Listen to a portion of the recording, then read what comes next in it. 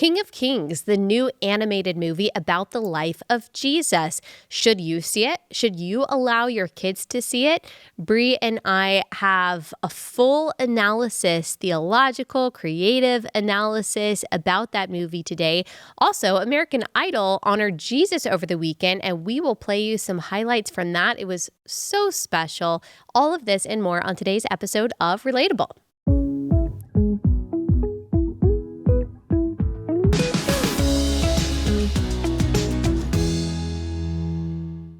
Hey guys, welcome to Relatable. Happy Tuesday. Hope everyone is having a wonderful week so far. We are getting into the King of Kings today.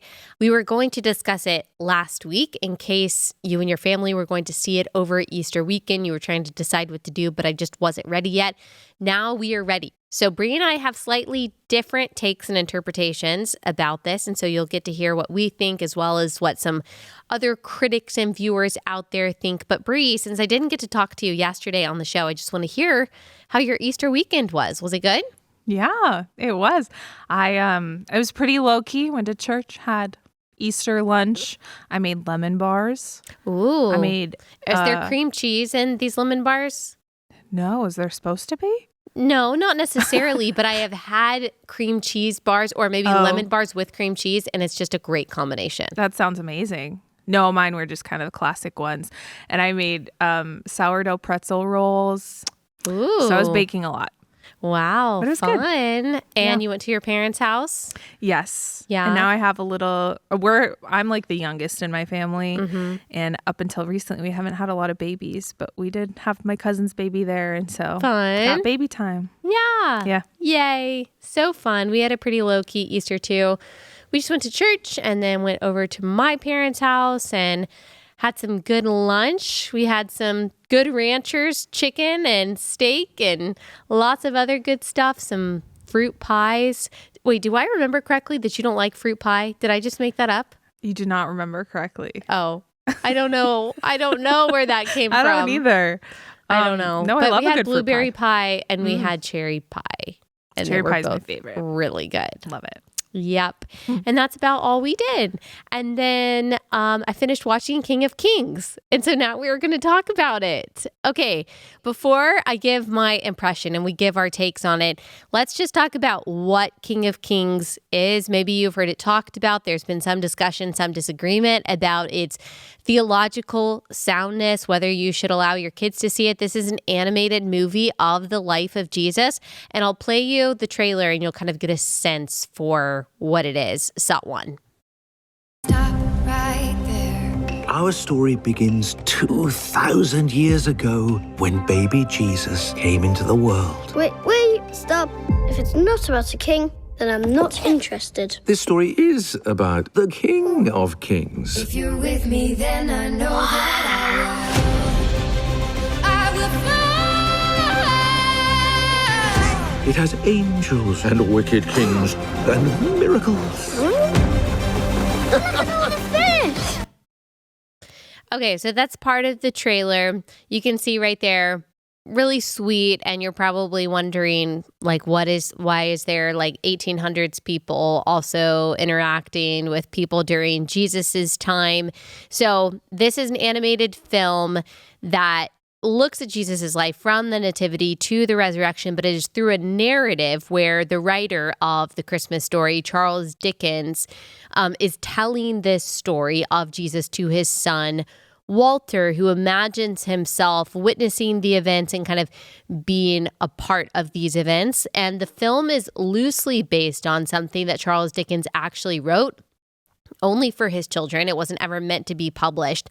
And it was called The Life of Our Lord, which was basically a simplified retelling of the Gospels for his children that emphasized Jesus's life and teachings.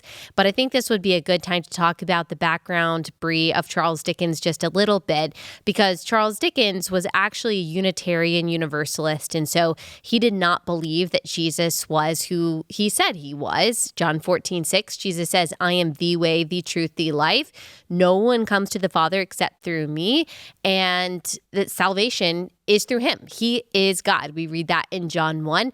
And as a Unitarian Universalist, Charles Dickens didn't actually believe that. Now, I didn't know that until I started digging into it. I actually thought that using Charles Dickens and using kind of like in the beginning, he's performing the play of the Christmas story, and then his son is disrupting, and it turns into this whole thing of his son not going to bed because he wants to hear his father tell another story of a real king, and that king is Jesus.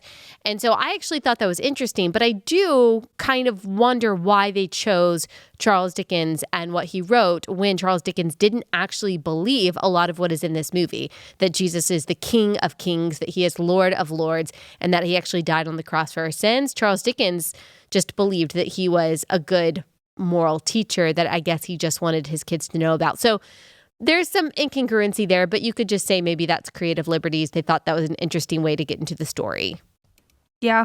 I don't know exactly what their thinking was of why they used this as source material, but yeah, he had written something called The Life of Our Lord, which was just a document that explained Jesus's life and miracles to his kids, and it was never intended to be published or to be public. He made it explicitly clear it was only for his family, and so after they died, then people published it. But that's what this is based on, and why I guess they chose him as the central character. But yeah, like you said, he was nominally Anglican, but a Unitarian, and didn't believe in, atonement or the Trinity or original sin. Right. He just thought Jesus was a good moral teacher and had good stories. So Yeah.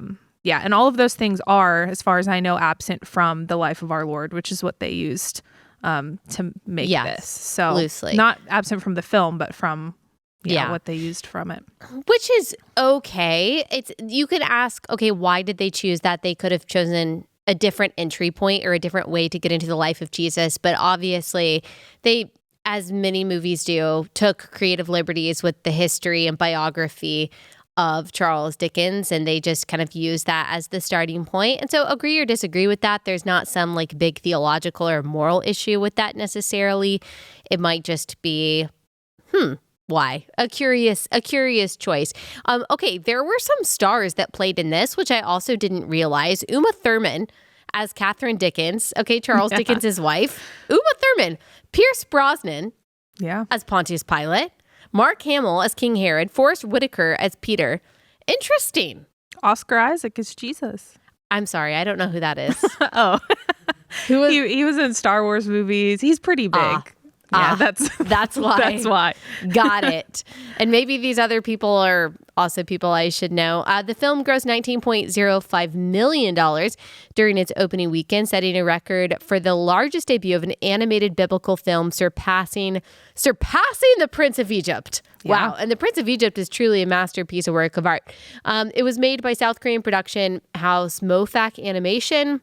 Was directed also by South Korean Seong Ho Jang, with Jamie Thomason, I don't know who that is, serving as the co-director. And okay, I guess I'll just say my overall take, and then we can kind of get into a back and forth, Bree.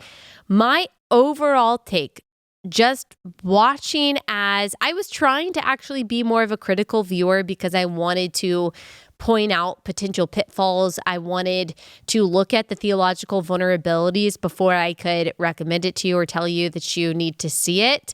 But honestly, overall, I felt like it was a really good representation of Jesus and his sacrifice and the gospel. There were few creative liberties taken, but honestly, not that many. I thought that it captured the spirit of Jesus's life and purpose and represented his probable temperament really well. I thought there were some really beautiful moments where I was brought to tears. I thought the crucifixion was done really well. I thought it was interesting.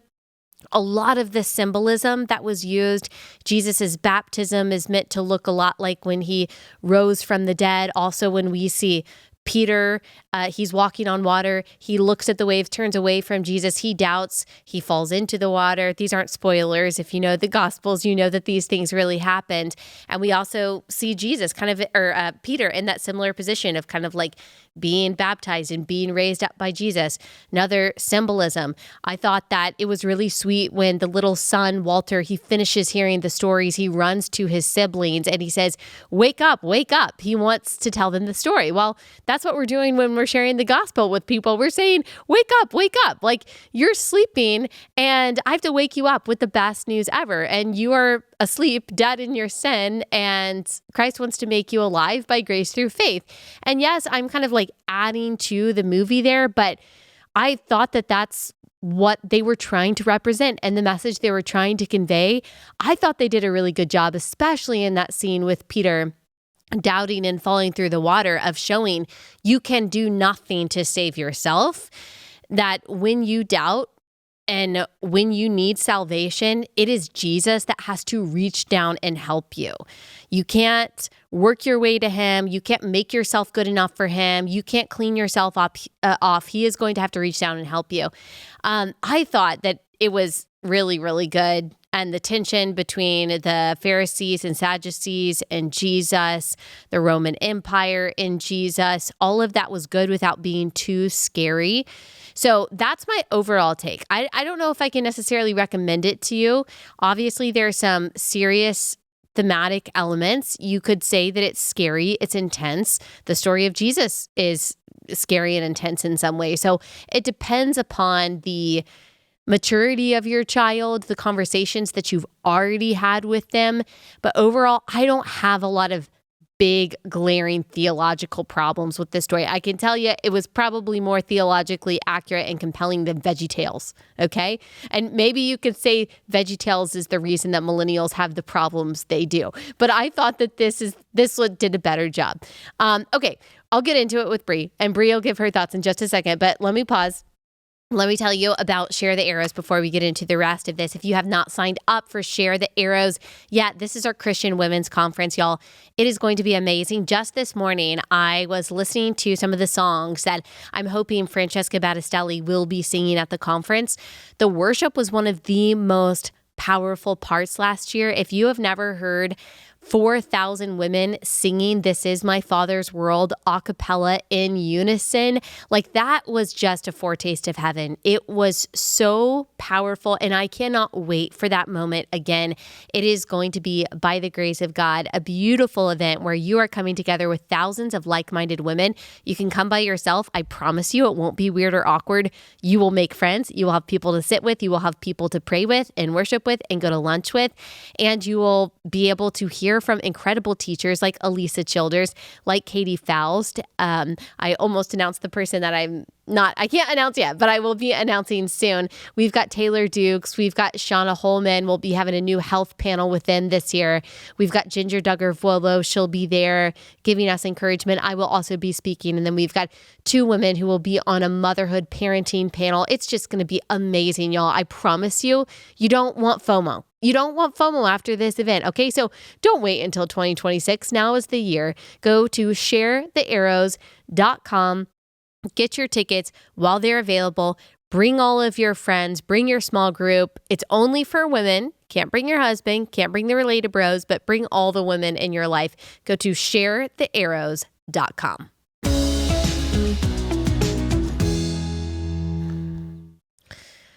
Okay, Bree. Tell me your thoughts on this. We'll get into the artistic stuff because we have some artistic questions just about the content of it. But what was your thought overall about this? So I'll preface this by saying I know people have been protective of this movie, so I don't want to make anyone upset. Oh, but I haven't seen that.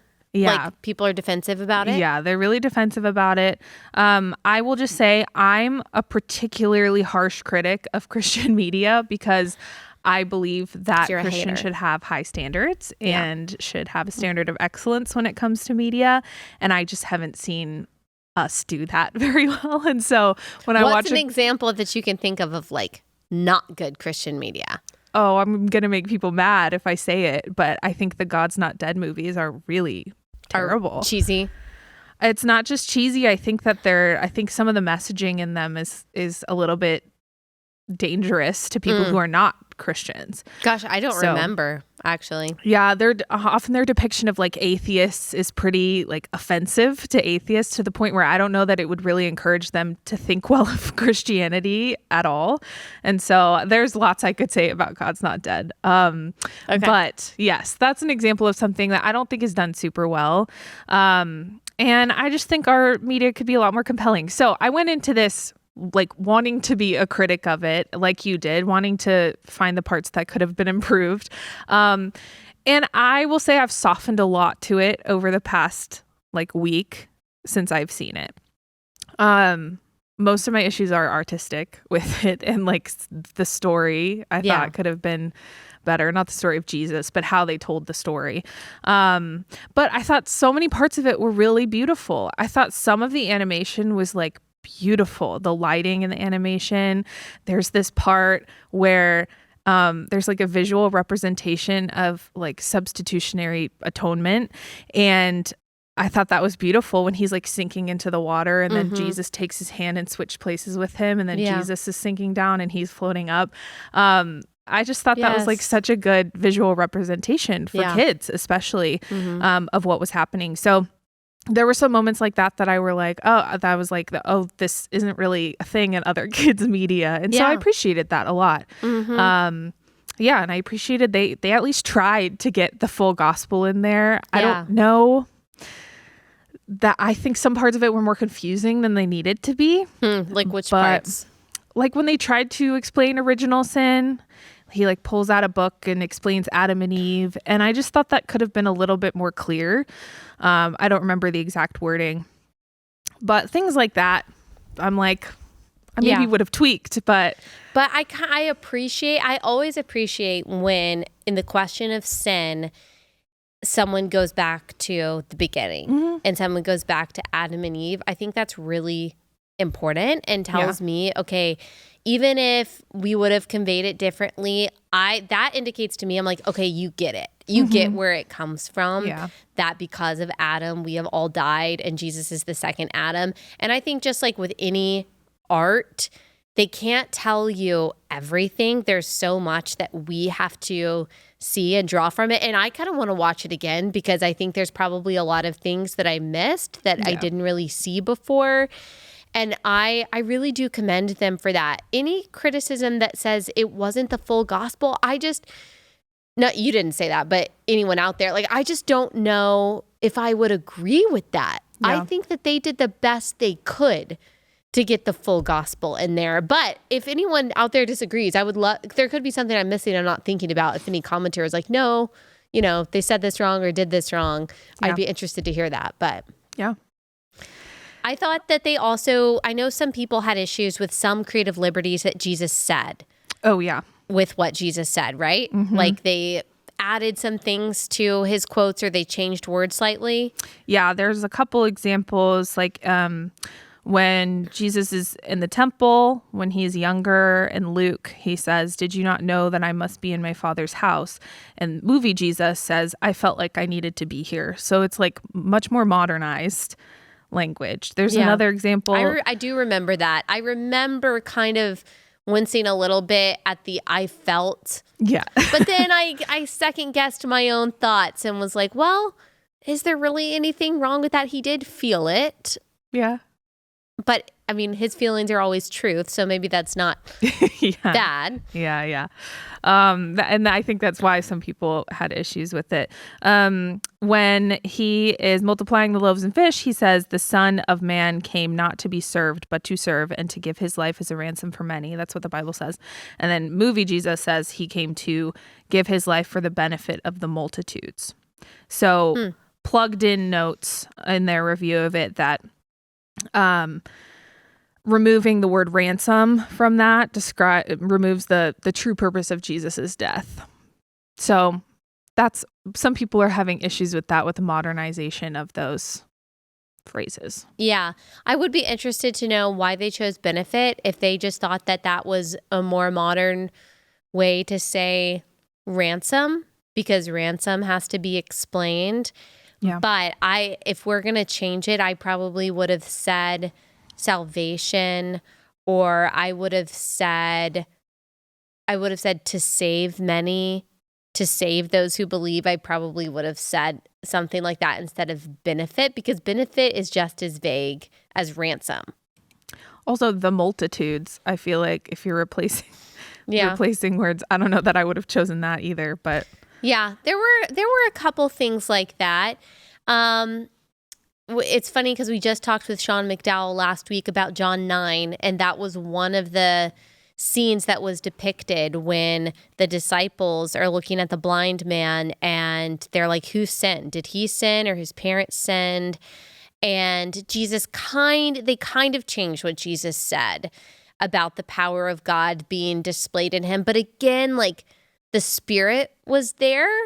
The Spirit was there. And they didn't show the whole scene of like the guy's parents and all of that. But I thought that was fine. Okay, here's one thing. I was looking away during this part and I was watching a screener, so I couldn't rewind.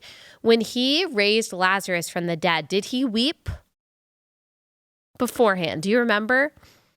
I don't think he did. Because I don't think he did either. No. And I remember thinking, well, that's strange, because that's such a important verse, it seems like, showing the humanity of Jesus. Is the shortest verse in the Bible. Most people who are Christians know that verse and know it's when he heard that Lazarus died. So I thought that was an interesting choice too.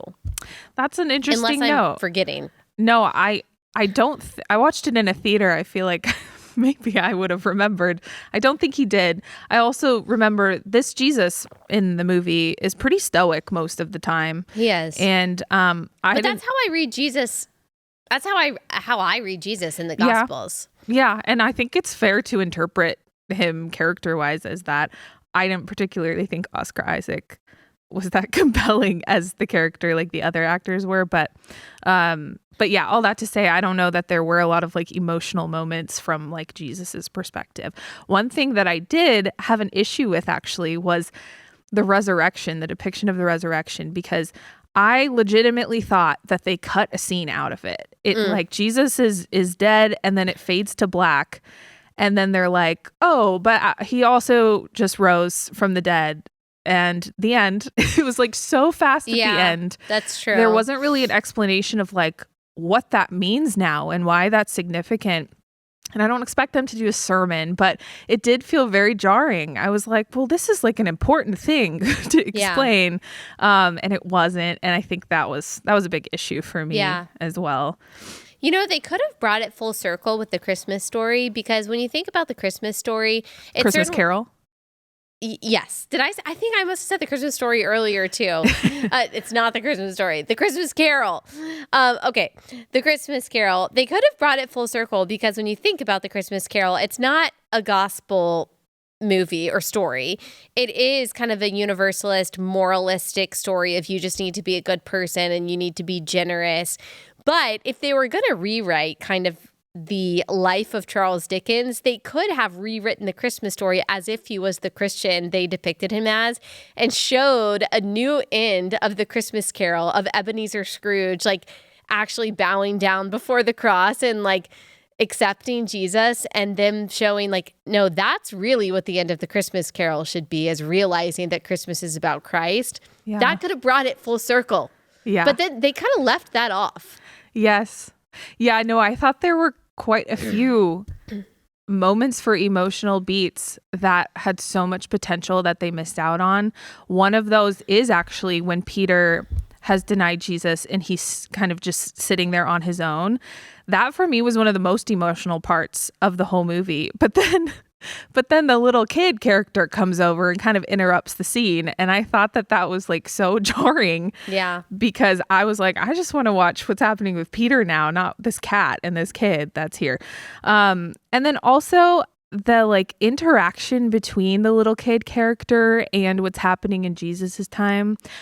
I see what they're going for. They were going for, here is how a kid could make this personal. Here's how they could see themselves in Jesus's story. I think that's what they're going for. But I thought that at times it was really confusing. There are times when like Charles Dickens' character turns into Jesus. That did confuse me. I thought that I saw it wrong. No, he morphs into Jesus, or maybe it's vice versa. Jesus morphs into him. I thought that was super confusing. Jesus has some interaction with the cat. I don't know if we explained that the little boy character has a pet cat. I must be emotional because I thought Jesus holding the cat was really sweet. Well, I did too. And I almost cried. But I thought that there was a lot of potential for like, because Jesus interacts with him and the little boy a couple times throughout. Yeah. It would be so much more impactful, I thought, if there was one moment where this little boy is watching this all unfold, and there's one moment, maybe right before the cross or something, where Jesus makes eye contact with the little boy, and all of a sudden it's like, oh, this is personal. Like he's connecting with me. That would have been sweet. Or if there was one moment where Jesus, shows his love for little creatures and touches the cat somehow or whatever. But I don't think that was really like emphasized very much. The kid was just kind of there and interacting in the scene sometimes, and I don't think it meant as much as it could have. Yeah. Which is disappointing. I have a thought on that. Let me do another ad, and then I'll give my thought. Okay. Next ad is Freedom Project Academy. Freedom Project Academy is amazing. They are a fully accredited online school for children in kindergarten to high school. The curriculum centers around Christian values, follows the classical education model, really important for kids to learn logic and argumentation, memorization, rhetoric. This is different than a college prep education, which has its benefits, but classical is truly a holistic form of education that is really teaching your child how to think. And maybe you want to keep your child at home, or maybe there's just not a good classical school in your area. Freedom Project Academy could be perfect for you. It's perfected online learning. For 15 years, they have been offering live, anytime, and homeschool courses for students K through high school. It's built on Judeo-Christian values. Freedom Project Academy is dedicated to mastery of subject matter, where students read full books, write in cursive, study the full scope of history, graduate with knowledge years above their public school peers. Go to freedomforschool.com, save 15% off all courses when you use code Allie15. That's Allie15 for 15% off at freedomforschool.com.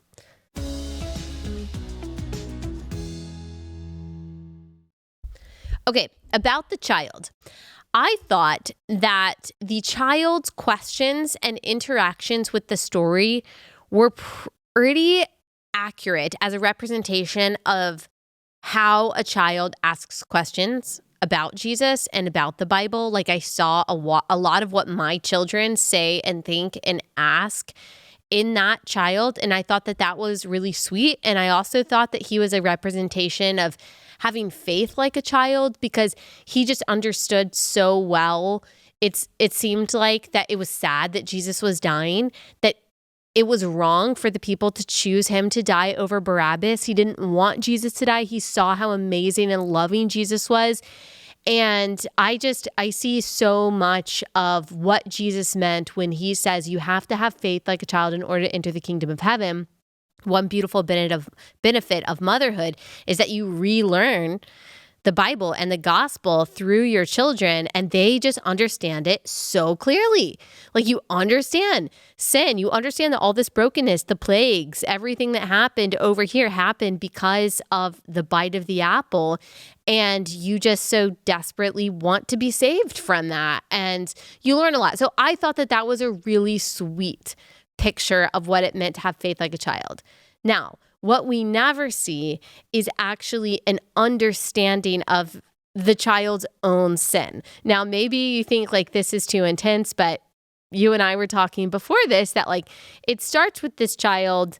Now, I don't know how old the child is, maybe 5, 6. Yeah.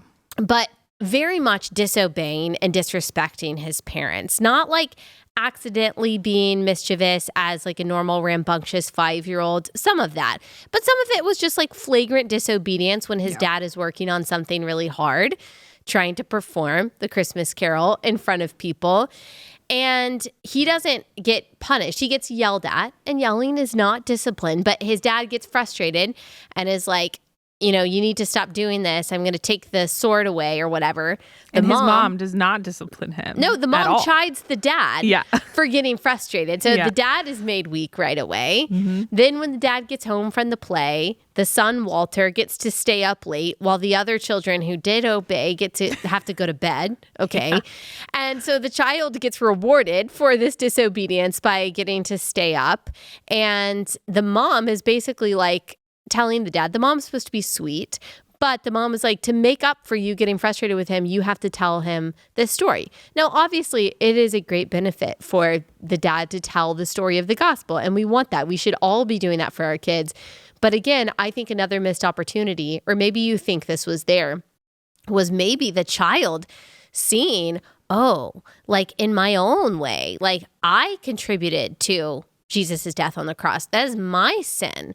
And like, he tells me to honor my father and mother. And like, I also need salvation. I also need forgiveness. And there could have been some like contriteness there to show. But that is one reason why I don't know that I would allow my kids to see it. Not because of necessarily the like other parts of it, the story of Jesus, but because you see bad behavior completely undisciplined by the parents and like very weak parents who don't take that behavior seriously at all. Yeah. No, I totally agree. That's a great point. And this is a little bit less severe of a point, but something that also bothered me that you touched on is the mom character and how she's the one who was like motivating all of this. It's like Charles Dickens wrote this for his kids. So he obviously was already motivated to share this story with his kids, we're presuming. But in this story, it's like the mom is forcing him to do it. The mom, when he is trying to explain Adam and Eve and original sin, he can't find the Bible or whatever that he needs to explain it. She has to find it for him. So I just thought that was kind of silly that like she was kind of the motivator for everything. Maybe they just narratively needed her to do something, but I thought it was kind of a trope that is in a lot of movies of the bumbling dad and the wise mom that has to come in and like bring order to the chaos. And maybe you could say, well, no, he's just an artist and he needed a more type A person to like keep him on track. But we were also talking about how it's strange that, okay, if Charles Dickens, the fictional Charles Dickens, really believed in the gospel and like cared about this so much that he had been writing this for his children.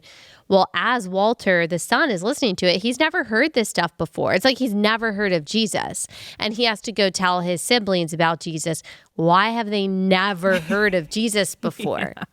My mom, I went to see it with my mom in theaters, and she leaned over to me and was like, have they never been to church before? I guess not. Why does he know none of this? So yeah, that was kind of a weird choice in my opinion. Now maybe you could say that this fictional Charles Dickens was becoming a Christian during this time, and it was new, and he was writing all of this as he was learning it and believing it, and he was presenting it for the first time. Yeah. So you could say that and like from the completion of it, that's when he was like, okay, I understand this and I want to present it to my kids. I'm completely adding on to the movie and giving it a very charitable reading, but maybe someone could say. Yeah. Now, no kid, by the way, if you're going to allow your kids to watch that, which is totally up to you, and maybe you can have a conversation with them about the behavioral stuff in the beginning, but no kid is going to catch on to that. I don't think that they're going to like, a 5-year-old is going to have an issue with that. Okay, so there are some critics out there. Gabriel Hughes on X said, while the film does get some things right, there's a lot it doesn't. Jesus is often misquoted in subtle ways. He points out, we already talked about this, Luke 2:49, when Jesus says, did you not know I must be in my Father's house? Movie Jesus says, I felt like I needed to be here. Loaves and fish, that scene, the Bible says, Mark 10:45, the Son of Man came not to be served, but to serve and to give his life as a ransom for many. Movie Jesus says to give his life for the benefit of the multitudes. Gabriel also says that they make Jesus sound like a guy from HR rather than the King of Kings. I personally don't agree with that assessment in general. The film tells us our sin makes God sad, but there's no mention of hell, of the judgment of God, which Jesus talked about. Okay, that could be true. What do you think about that? That they don't mention hell? Yeah. Yeah, I had that thought briefly. I also, though, was just kind of wondering how, I mean, I don't make children's media, but I do wonder like what the best way to communicate that to a child is. And I don't know. I would prefer that they didn't leave that out, but I don't know. I guess I don't have suggestions for them as to how they would have presented that to a kid. That's tough. Yeah. I don't know. Yeah. Maybe they're thinking, that's up to the parents. I don't know. Did VeggieTales depict hell? I don't remember. I don't think Probably so. not. That would have been like really scary seeing Bob burn. Veggies in hell, I know. Yeah, charred tomato. So I don't know. Maybe it's just you could argue that it's not time, but they did talk about sin. They did talk about Satan. Yeah. Some movies wouldn't even talk about Satan at all. But yeah, you could argue that they don't really say what Jesus is saving us from and what we deserve. But again, you do see some depictions of that. Jesus taking our place that we deserve to be on the cross. Yeah. So, yeah, there's an argument to be made. There's one official reviewer from the outlet The Aisle Seat. They found that the Charles Dickens storyline washed out the biblical narrative. That's how they felt. He said, when you have the story of Jesus, which is literally the greatest story ever told, why do you need a precocious kid and a mischievous cat? They aren't interesting. Charles Dickens was an interesting man, but his career doesn't factor in. He's used as a framing device. So there's no insight into his works or creative process. That is true. And yet an excess amount of time is spent showing him bantering back and forth with his son, a subplot with zero dramatic tension or relevant to Christ's life for that matter. I agree. The beginning bantering, so now we can get into our creative differences, which we've kind of already done. Yeah. The beginning part, in addition to the precocious kids and all that stuff, I just thought it was stressful and it went on too long. Yes. And yeah, it's true. That's not part of the plot, especially if they never bring it back to the child seeking forgiveness and seeing his own sin. It's just stressful. Yeah. It's stressful. I just think, I've already said this, I just think the involvement of specifically Charles Dickens is so random. It is. And so if it was just some guy in the 1800s with a kid, I think it would make more sense because then you're just like, okay, it's a kid. It's a guy telling a story to his kid. This is like, there needs to be a reason for it to be Charles Dickens. Yeah. And I don't think there was, other than he wrote this random document for his kids that people don't even know about. So it doesn't really matter that much. Yeah. So I completely agree. That's one of my biggest issues is that it's confusing because I don't know why it's Charles Dickens. I don't know why he's there. I saw one reviewer actually, the title of his review was finally a movie about Jesus that centers on Charles Dickens. I thought that was funny because that's how I felt too. I was like, why? So I don't know. I thought that it was going to be an interesting through line and it wasn't. Yeah. Because I like the Christmas Carol. And so I was like, they're going to make this gospel. Yeah. And they didn't. So I don't know if it's a South Korea thing. I don't know. Yeah, I don't know. Okay. So Angel Studios is run by, I think, Mormon creators, a Mormon family. And yet I would not say that this was Mormon theologically at all. I didn't see any LDS influence on it. And what I mean by that is that Mormon theology does not believe that Jesus is God. They believe that he is a son of God, that he was literally conceived between Mary and God, that Satan is a brother of Jesus. And we don't see anything like that here. And I do think that we see Jesus as God. I mean, we hear Jesus's words, "Who do you say that I am?" to his disciples. And Peter, I believe, says, "You are the Christ." And Jesus says, "Well said." He said, the Son of Man has been given the power to do these things. And so I do believe that we see Jesus as God, not just a son of God, as LDS theology teaches. And so if that's a concern that any Christian has out there, I didn't see anything like that in this story. And to clarify, sorry to interrupt, just to clarify, Angel Studios also only distributed this. They didn't contribute to actually the production of it. Yeah. So I don't know if that's just additional context, I guess. But really, they're just putting the movie out. They didn't make it. Yeah. So overall, I think it's good. Obviously, our creative disagreements with it, that's just our opinion. You may love all of that. You may see a lot of purpose in Charles Dickens's story and contribution to this. And I think, that's totally fine. The more moral and theological stuff, you can decide how important that is. I think with anything that you are allowing your kids to watch, you should watch it first and you should think about it. And if appropriate, you should have a conversation about it. But I wouldn't say it's better than Prince of Egypt, though. Would you say it was better than Prince of Egypt? Did you like Prince of Egypt? Yeah. Okay. But it's hard to compare because that's like a classic probably in both of our minds. But no, I wouldn't say it's better. Prince of Egypt was way scarier. Yeah. Way scarier than this. So if you haven't watched Prince of Egypt with your kids, I know from experience that 5 and 3 are too young.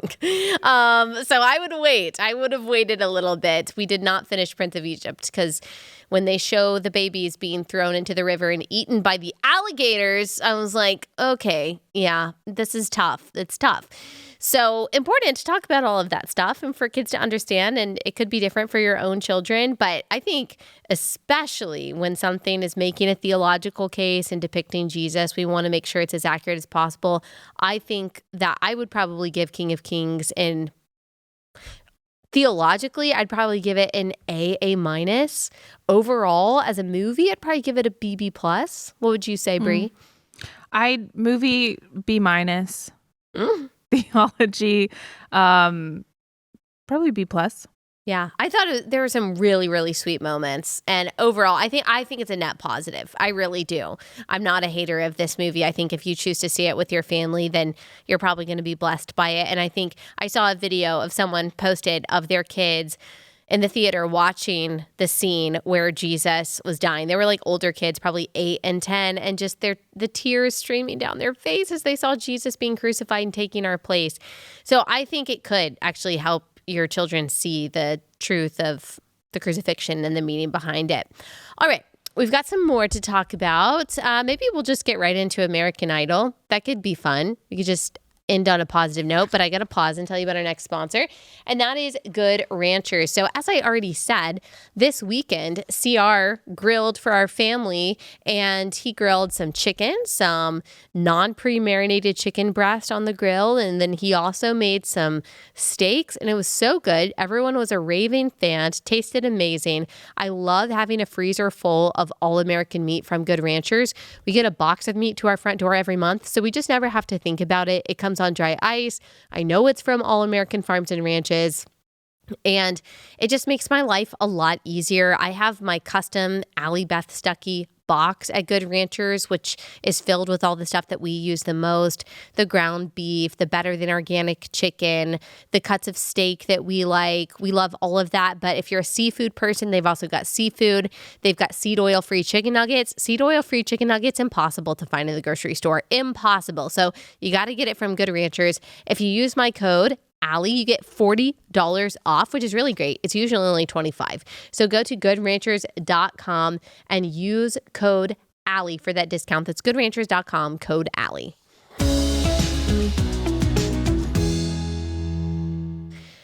Okay, I guess we have a little time, and so we could play a few of the videos that we have.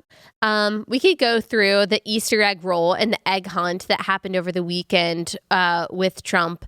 I played this on my Instagram, but I just thought it was really cute. Trump sitting at a table with a bunch of kids, and he's just coloring with them.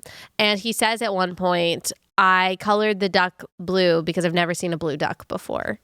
And that's just very Trump. Here's thought 3. You're the best. I got this tree. I will. Come on. Well, you did a good job. Man, I'll do it. I'll sign all of them. And then he also had an address, which of course was a bit contentious. Some people liked it. Some people didn't like it.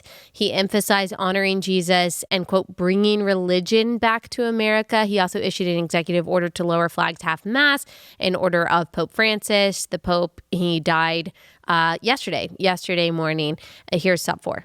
Speaking of special, Easter is special, and it's one of our favorite days. It's one of our favorite periods of time.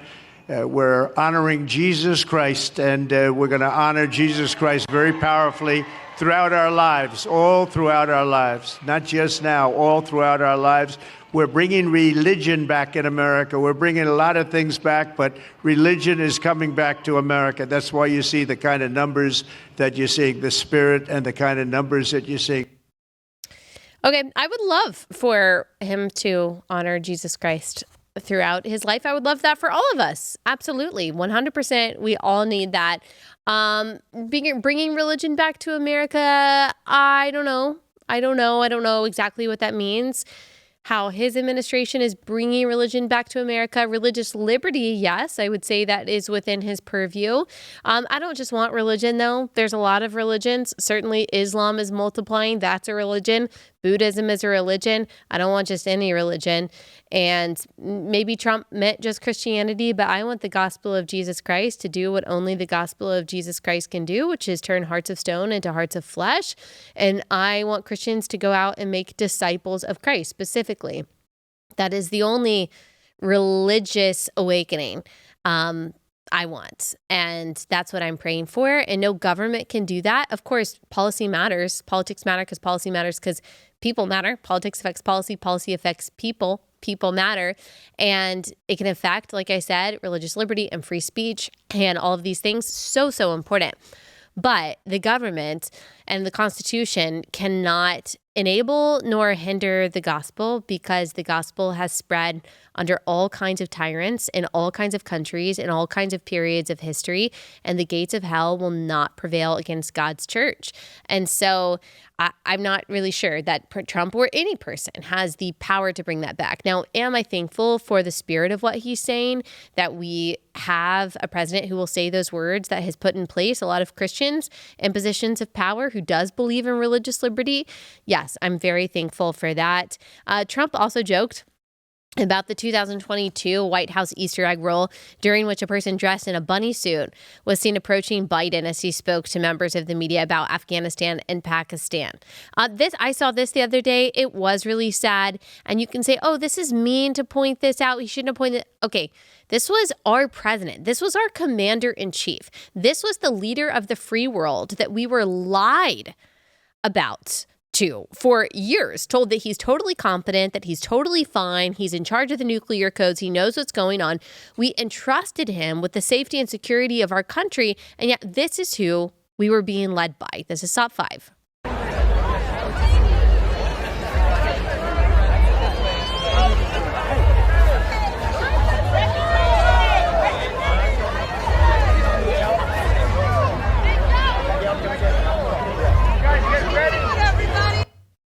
I mean, that's just so sad.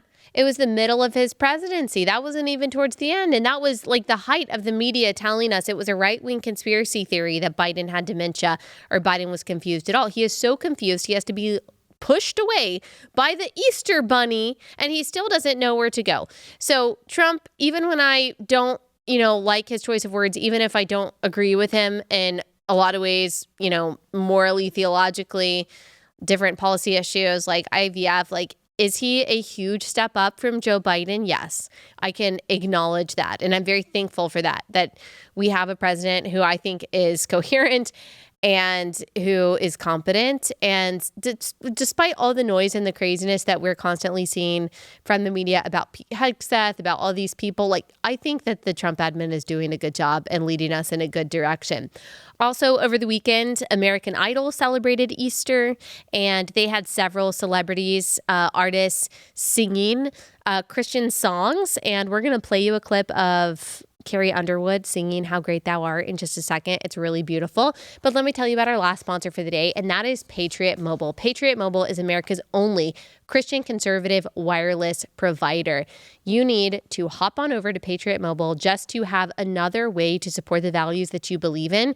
A lot of these, big name mobile carriers, they support the things that we hate, and they support the values that are in direct opposition to the principles that we hold dear. You don't have to worry about that with Patriot Mobile. They care and are supporting the sanctity of life, our veterans, our first responders, our First and Second Amendment rights. Patriot Mobile is one of the few cell phone service providers that operates on all three major networks, so you can switch, put your money where your values are without compromising on service. They have a 100% US-based customer service team, and they'll make switching really easy. Patriot Mobile's contract buyout program covers up to $500 per device. Keep your number, keep your phone if you want to, and you'll save a lot of money. Go to patriotmobile.com/Allie. You'll get a free month of service. That's patriotmobile.com/Allie, code Allie.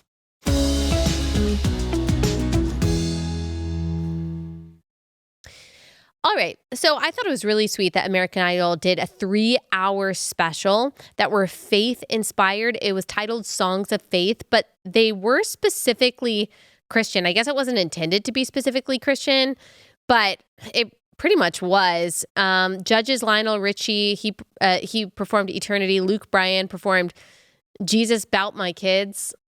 What? What does it mean? I saw a clip on it, and the whole thing is I used to talk to my kids about Jesus. Now I talk to Jesus about my kids. Oh, they couldn't include the. Okay, if y'all didn't hear that because Stephanie is not in the microphone, but it's talking to Jesus about my kids. I used to talk to my kids about Jesus. Now I talk to Jesus about my kids. About my kids. Which is sweet, but I just feel like the other words could have been added to that to make it more clear. Yes. But, I've had an issue with Catfish Dinner, that lyric, for a very long time. Very long time. No hate to Luke Bryan. He seems like a nice, fun person. But then we got Carrie Underwood. She's performing How Great Thou Art. And if I've been listening to her hymn album for years. If you don't have her hymn album on Spotify, it is one of the best. She is so good. And this was really beautiful. Here's Thought 7.